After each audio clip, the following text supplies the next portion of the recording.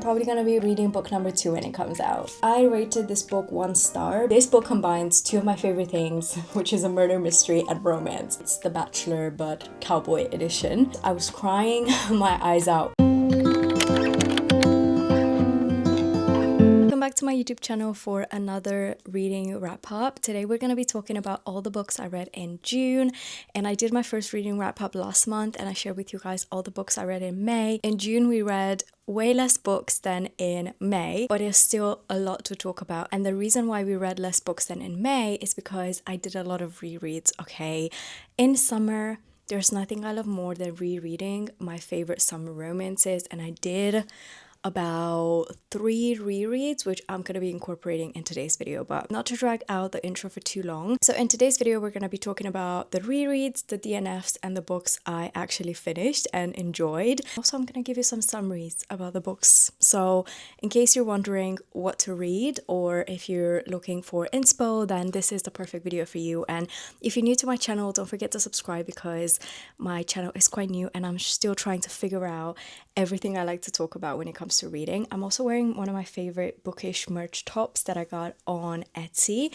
So I unboxed this in one of my previous videos. So if you're looking for some cute bookish merch and you're wondering what is worth it out there, then do check out that video because I do love this jumper. I've got my iPad here with my Goodreads account, so I'm basically going to be going through the list of books I rated on my Goodreads in June. Let's get into this video. Cool, so first things first, let's talk about the books I DNF'd in June, because I DNF'd 2 books in June, which is actually a lot for me. My mantra for this year is to just DNF more books, okay? I do not want to spend time reading books that are pissing me off, that I find annoying, or that I find boring. So this month I really tried my hardest to just DNF books I didn't want to read. The first one was My Dark Romeo. I know a lot of people have been recommending this book. It has over 100,000 ratings on Goodreads. I know a lot of people in like the dark romance, mafia romance community really love this book, and I really tried to give it a go. I think I read over 50%. And I was like, I just don't love the way this story is going, and I stopped. So we basically have our main character, and she's like a heiress. She comes from a really rich family, and they live in this small town where it seems like the rules are just stuck in the past significantly. So our FMC is like 21 years old, she's still a virgin, and she is not allowed to basically touch any man because this is going to compromise her for when she is married to the son of another really rich family. But she's a bit of a rebel, I guess, or just a normal 21-year-old. But as she meets at a party this guy who is called Romeo, and he is part of a different family that is involved in like the crime world. And our FMC sneaks out with this man to the gardens, and they start making out and doing some other things. And then somehow, I didn't really understand the logistics of this situation, but somehow they end up stumbling backwards through this garden onto the stage while in a compromising position. And everyone who's at this party, it's a bit of like a debutante party of sorts, that kind of thing, introducing the women to society. And for some reason they like stumble onto the stage in a compromising position, and she is basically forced to now marry this other man, Romeo, because she has been tainted, because we're in the 1900s. So she has to now move away and get married to this other man that she, I guess, likes, but she doesn't really know much about him. I really wanted to like this book, but I found the FMC highly unsufferable. She starts out saying that she's so much more than just like a spoiled rich girl who doesn't work. She's presented as this girl who like has so many other layers besides being rich and shopping every day, and I just really didn't see that. I know we were told that, but to me she just came across really like spoiled and insufferable. She does a lot of crazy things to piss off her new husband. They have like a really big age gap, and she's supposed to be 21, but to me she behaved like she was 15 and going through a rebel phase, and he's supposed to be like in his 30s, and he just has to continuously put up with her. What I wish to see more about this book is all the other things that our FMC is involved in, except reading smut every day and hanging out at home. because she doesn't have to work because they're really rich. She ends up also spending like excessive amounts of her husband's money on like really stupid things, which again, I didn't really enjoy. I didn't find it relatable. I didn't want to continue reading about it. We are told in parts that she's involved in all these charities and she has like all of these other side hobbies and side interests, but they are honestly just like blips in the grand scheme of things of the story. Instead of focusing on her and all her like charity projects and all the things she's passionate about, I feel like we just skim surface level over those things, and then we go back to her doing crazy shit to piss off her new husband that she supposedly hates but also doesn't hate at the same time. Also, I don't tend to love the like virgin, doesn't have any experience, has never done anything with a man before. I just think the sort of like values of this community, like I said, we're stuck in the 1900s. Like, why are we still presenting women to society, and why are they not allowed to touch anyone until they're married? Like, why are we still doing this? I rated this book 1 star because I DNF'd it and I got pissed off and tired of reading about this story. And the second book I DNF'd in June was Chasing the Fire by Paisley Hope. I think the reason why I don't like this book is because I don't love the pregnancy trope. Our FMC Olivia is sort of like still one of the only people that is single in her friend group. All of her friends are getting married and getting pregnant. Then we have Asher, who is our MMC, and he is a firefighter in this small town, but he has like a really dark past that we continuously get referenced, but we don't find out what this is until really late in the book. And he has always felt attracted to Olivia. He's always done this like really small sweet gestures for her because they're living in a small town, and whenever she needs something, he's kind of like always there to help her out. So what happens when the book starts is our FMC Olivia, she ends up setting a fire in her kitchen. So she's a baker, she enjoys baking, and one night she decides to bake something and then forgets about it in the oven, and it ends up setting her kitchen on fire. And Asher, who is the firefighter, obviously shows up at the scene and ends up helping her out because she can no longer live in her house because it's been set on fire and everything's covered in smoke. So that's kind of like how their romance starts. They have like a beautiful night of passion and she ends up getting pregnant with his child. Now, he obviously handles this really well. He's definitely not a deadbeat dad.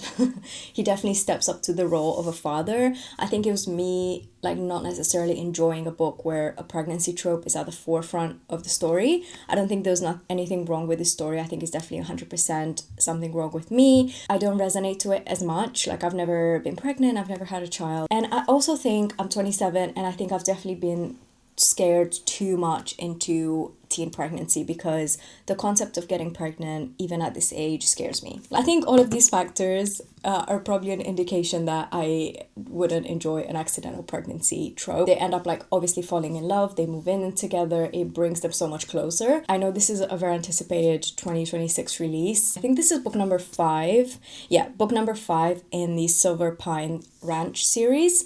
So if you love a small town romance with an accidental pregnancy trope, then I would definitely recommend this book. I think for me, just wasn't the right book at the right time. I'm definitely going to try out the other books in this series that have like different tropes. Cool, now let's get talking about the books that I did finish in June. And the first one is God of Malice. I read this for a reading challenge that I filmed for this channel, so if you want to hear more of my thoughts on God of Malice, then do head to that video.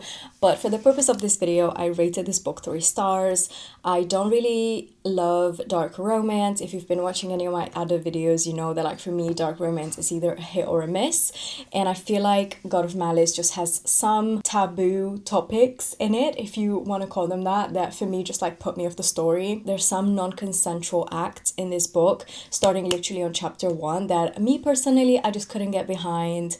I just finished the story because I wanted to see how it ended, but not because I was really invested in it. I think there's just certain lines that for me just need to not be crossed in a romance. Forcing someone in an act that they don't want to do it's probably where the where the line stands. I know Rena Kent's a very, very favorite author, so I'm definitely gonna try out and read some of her other books just to see if maybe her as a writer is not really my cup of tea. Yeah, God of Malice for me was sadly a disappointing read, even though I know so many people love it. Then I read In Your Dreams. Now, In Your Dreams is book number 4 in the When in Rome series. I read book number 1 in this series, I think, and I liked it. Madison is one of the sisters of the FMCs in the other books in the series, and she is in her 30s, and she's been living in New York and studying in culinary school, thinking about what to do with her career. She feels like a bit lost, and she is also renting a flat in New York with flatmate that she doesn't really like, which I can relate to because that was exactly my situation when I moved to London after graduating. And one night she wants to call one of her friends or her brother. She is trying to call someone on her phone, and then she ends up accidentally calling James, who is one of her childhood best friends who lives in her small town where she's from called Rome. Because she's feeling like quite emotional, she ends up like crying on the phone. So James kind of like walks her through the conversation, even though they don't normally talk unless they are in person in the small town. So they end up catching up, and James tells her that he is opening up a restaurant because he is a farm owner. He owns a farm. He is starting a farm to table restaurant and needs a new chef, and he thinks she would be the perfect fit for this role. So because she is feeling quite low, she decides, I want to go back home. I want to see my family again, be around them, and hopefully help like make this restaurant a success, which is exactly what happened. So she moves back to her small town, and her and James start working together. He builds her like a cottage on his farm so she can be really close to her job. They end up falling in love as these stories go. I rated it 3 stars because for me it was a typical small town romance.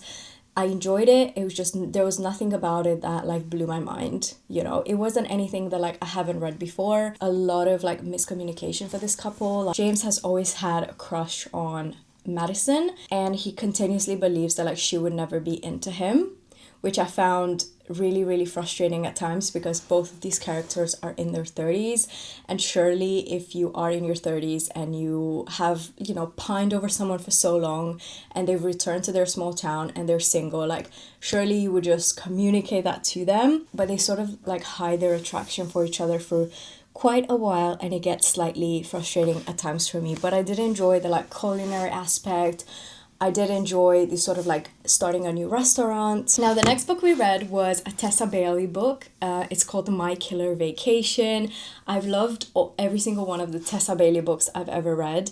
And this one, I don't know, I think it sort of like fell under the radar. I haven't really heard many people talk about it, but I should have because it's such a fun premise. Okay, so this book combines 2 of my favorite things, which is a murder mystery and romance, okay? There's just something about me, I've mentioned this in previous videos, but I love a murder mystery, okay? Put a murder mystery in anything and I will be reading it, and I will be reading a murder mystery romance. And I can't believe no other authors have done this before because it's so much fun. So in this book, we start out with Taylor, and she is a teacher, and she has saved a lot of money to go on this really fancy holiday with her brother. Now, her brother is having a really hard time. He's going through something personal, and she decided to spoil both of them to this really beautiful beach house for like 2 weeks or 1 week. They make it to this house. It's like insanely beautiful. It's on the beach. And as they're like exploring the house, they notice there's a crawl space in this house and what looks like 2 peepholes. So someone had drilled through 2 holes through this wall that leads to a crawl space. And our FMC Taylor, she watches a lot of true crime, so she knows that these are peepholes, and she knows there's like something's going on, okay? Taylor and her brother start looking around the house. They're like, okay, we need to figure out what's going on because this is really, really creepy. And as they're walking around the house and exploring the house, they're noticing this really, really weird smell. And when they make it to the storage room or like the laundry room, they open it and they find the owner of the house dead. So that's the premise of the story. They obviously call the police. The police like marks down the house, and then the sister of the owner of the house, who was found dead, comes to them and offers them another rental property that the owner has for the week that they are staying on holiday, right? So they're going to continue, Taylor and her brother are going to continue their holiday for a week in that same small town or holiday town. A few days in, a bounty hunter shows up. His name's Miles, and he has been hired by the victim's sister to investigate who murdered the landlord. Miles is a retired investigator, so he used to be a detective, and now he does work as a bounty hunter. And him and Taylor basically kick it off straight away and they start investigating this murder together. And honestly, I love this. I feel like at some points the investigation did take a bit of a backseat to the romance, but I was obviously not upset about this. I love both romance and murder mystery. This murder mystery is not something insane. I would say we have a very limited number of side characters in terms of who could potentially be the murderer as it goes with these stories. It's usually someone that has been introduced to you in the story. It's not just gonna be someone random that you've never heard about. And there is a very small limited number of side characters in this book. So I'm gonna say that like I wasn't completely shocked by who the murderer was, but it still was a fun addition to this romance because you get to witness their romance and you also get to explore this like murder mystery subplot, which I really enjoyed. That is everything about this book. I rated it 4 stars because of all the reasons I mentioned. Next book I read in June was The Someday Garden by Ashley Ponston. I hope I'm saying that right. I read one of her other books, which is A 7-Year Slip, and I loved it. So I was very excited for this 2026 release. But I think this book might be my favorite one that I read this month because it has such a cute premise. So The Someday Garden is about our FMC Sophie. I can't say the word, but she is studying like gardening and plants in uni. And her best friend have watched this documentary about this estate with really beautiful gardens called Lilymore House. So after graduation, they both go to visit this estate.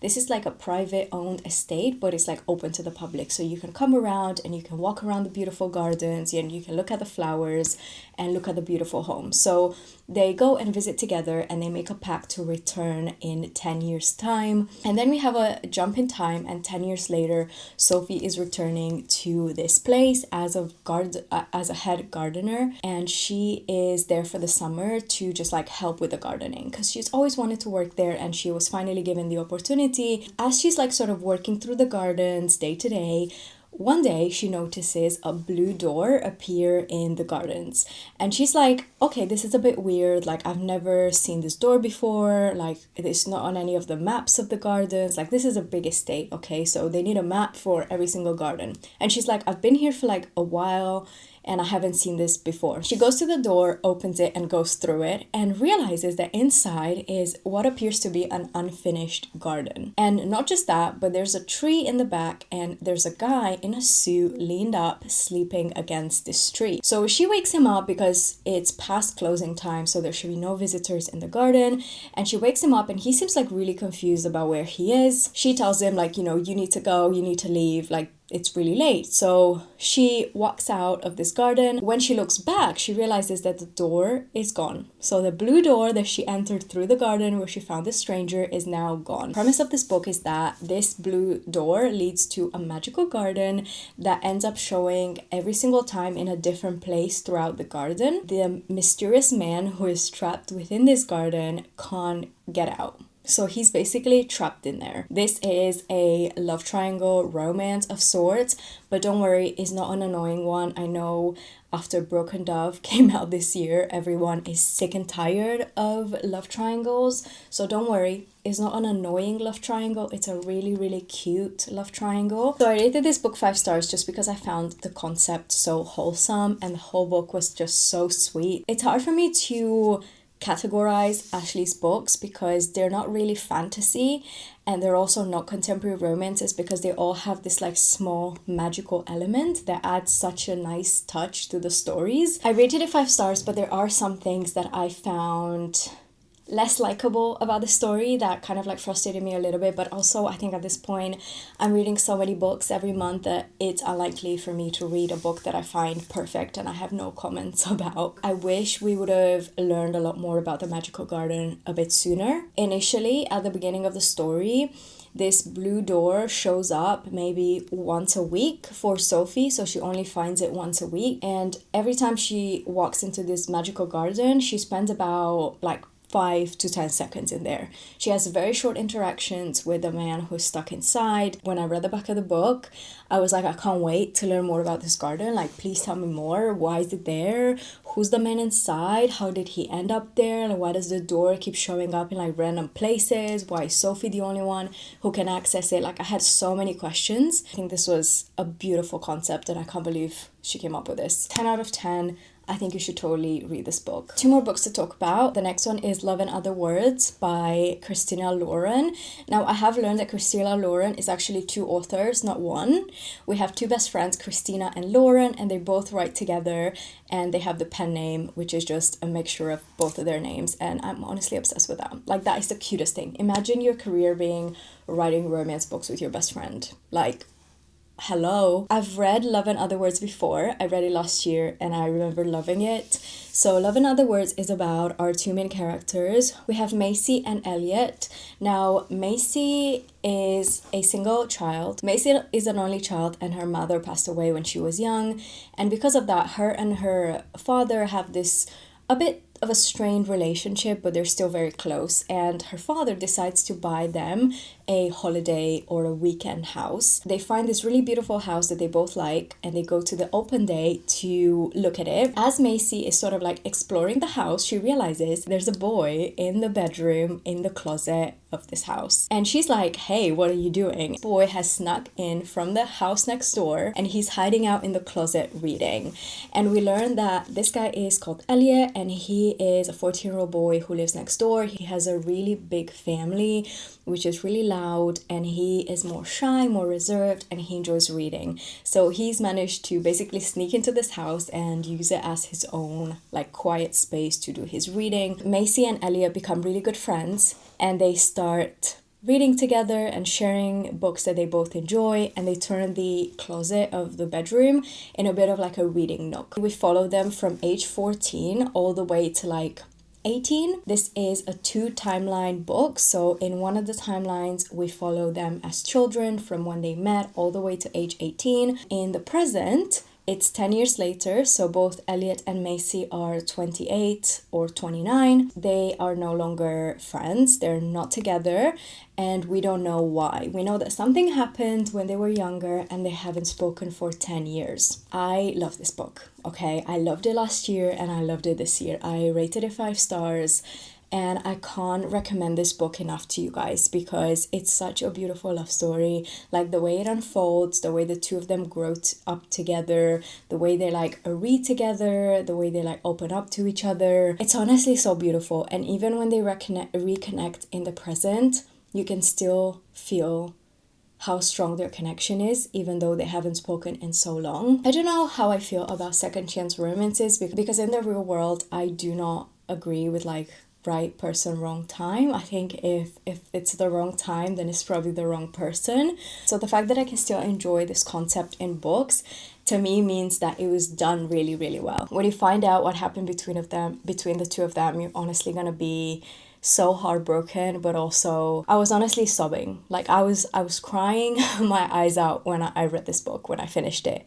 So if you love dual timelines, if you love like childhood friends to lovers, if you love second chance romances, I think you should definitely give this a try. And then our final book for June that I read is this one that I actually am using right now as a stand for this camera, but that is Elsie Silver's Fever Dream. I read this for a reading challenge. This is a book that I wasn't initially fully hooked into the concept because it's basically a dating show, like a cowboy dating show, and I don't really watch any reality TV dating shows, so it wasn't something I initially wanted to pick up. So we have our MMC Emmett, and he is a bull rider. He's really famous. He's in his early 30s and he is close to retiring from bull riding, and he has been raised by his 2 grandparents on a ranch, and this ranch is now in financial strain. Okay, his grandparents are really struggling to pay all the bills and keep up with all of the expenses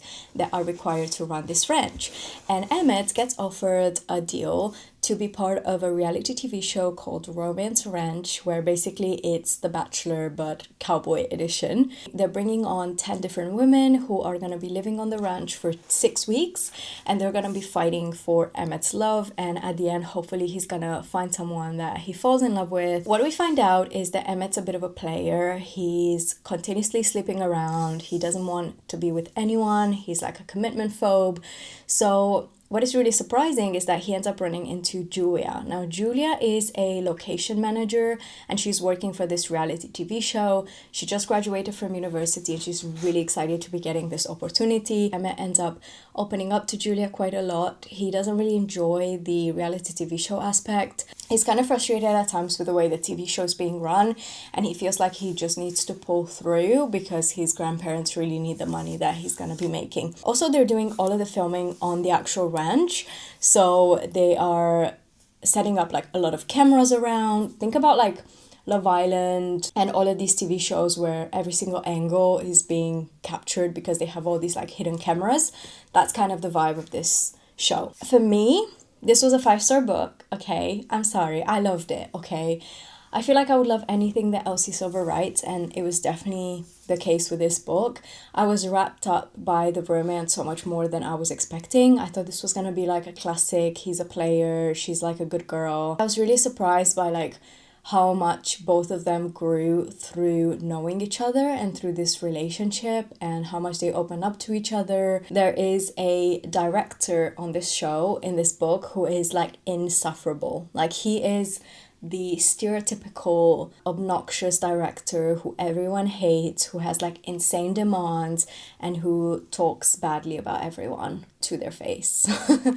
So I found that aspect quite interesting, even though I found him insufferable. I think that element made the story a lot more interesting because this guy is totally unhinged. It also has got that element of like forbidden romance because Emmett is not allowed to be dating anyone while he's doing the show, especially not someone who's on the crew. So once the show ends, he's not allowed to publicly date anyone for an entire year. At the beginning, there's genuinely no chance for him to be with anyone else. He doesn't think he's gonna meet anyone. The reason why they chose him to be leading the show is because he was such a player and such a playboy. So they were like, this guy's gonna be perfect for the show because he would never be in a relationship in the first place. One thing I didn't like about this book is that they made all of the women on this show that are contestants come across a bit dumb. Like, I didn't think any of them was a genuine good suitor for him. I think it would have made it a little bit more interesting if any of them was presented in a way that was actually desirable. I'm probably going to be reading book number 2 when it comes out. Well, that is my reading wrap up for June. So thank you so much for being here. Don't forget to leave me a comment below if you enjoy my reading wrap ups to let me know that I should keep making them. And if you end up reading any of these books that I recommended, please do let me know in the comments, and I'll see you in my next video.